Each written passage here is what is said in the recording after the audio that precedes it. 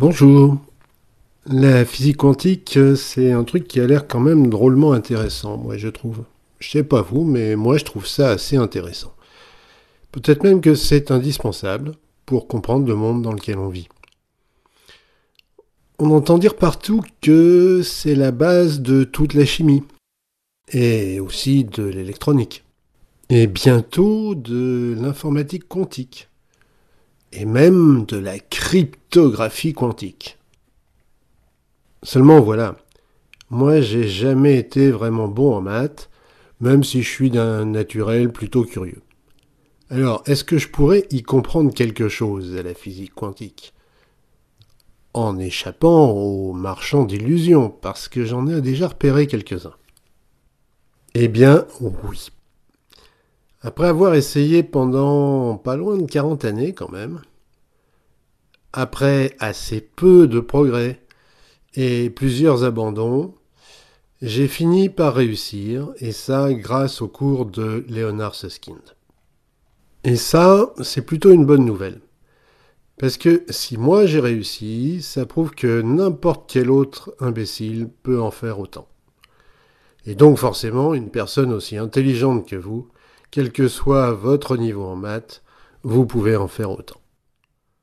Le seul truc, c'est qu'il faut bien reconnaître que Susskind, il va parfois un petit peu vite dans son cours.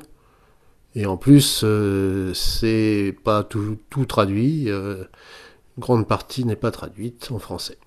Alors j'ai décidé de le redire à ma manière. Et ça pour deux raisons. La première, c'est que réexpliquer pour quelqu'un d'autre, c'est, on le sait bien, le meilleur moyen de mieux comprendre soi-même. Et la deuxième, c'est que ça me fait plaisir d'aider ceux de mes amis qui sont encore moins forts que moi en maths, ça peut arriver. Ça me fait plaisir de les aider à comprendre le truc et à pas se décourager. L'itinéraire qui est proposé par Susskind ne commence pas par les histoires habituelles de double fente avec des électrons qui passent par deux endroits à la fois, on a déjà vu ça 100 fois. Il passe pas non plus par des particules qui traversent les murailles à la manière de fantômes. Et il commence encore moins par des histoires de chats morts-vivants. Tous ces sujets sont très intéressants, bien sûr. Mais d'après mon expérience, tant qu'on essaye par ce côté-là, que j'ai indiqué en vert sur cette carte symbolique, il n'est pas possible d'accéder au cœur du sujet. On est obligé d'en rester qu'à des aperçus assez lointains, on voit les choses de loin, et ces aperçus sont fondés sur des analogies plus ou moins éclairantes. C'est bien pour commencer, pourquoi pas, mais on ne peut pas aller très loin. La voie proposée par Leonard Susskind, je l'ai indiquée ici en bleu. Elle est un peu plus raide que la voie verte, c'est vrai, mais elle est quand même considérablement moins compliquée que le chemin que suivent les étudiants qui, eux, n'abordent le sujet en général qu'à partir d'un niveau Bac plus 4 ou Bac plus 5. Heureusement que nous, on ne va pas avoir à refaire autant d'études. Cette voie bleue commence par étudier le concept de spin, en démarrant avec l'expérience historique de Stern et Gerlach. En ce qui nous concerne, on va y consacrer toute la saison 1 de notre aventure, et ça va s'articuler autour de 7 vidéos. Dans la prochaine vidéo, pour commencer, on va prendre le temps de faire la différence entre les expériences réelles et les expériences de pensée. D'après ma petite expérience, c'est très important parce que beaucoup de gens lâchent dès le début et ils se mettent à douter d'eux-mêmes lorsqu'ils consultent des vidéos ou des articles de vulgarisation qui mélangent un peu les deux et on se retrouve à plus bien comprendre entre les vraies expériences et celles qui sont simplifiées, laquelle est la bonne.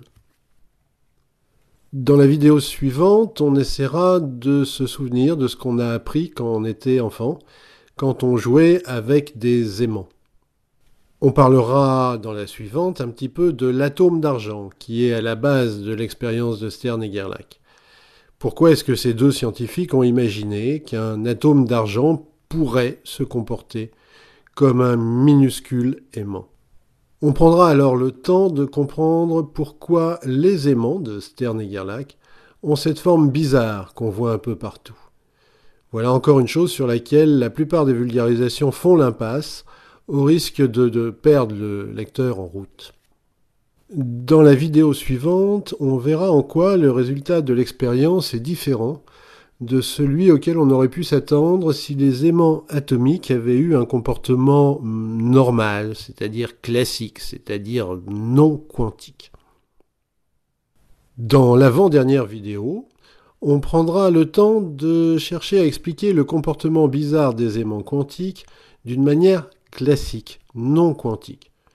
Évidemment, comme vous vous en doutez, on ne va pas y arriver. Mais cette étape est nécessaire pour commencer à bien comprendre les choses, je pense.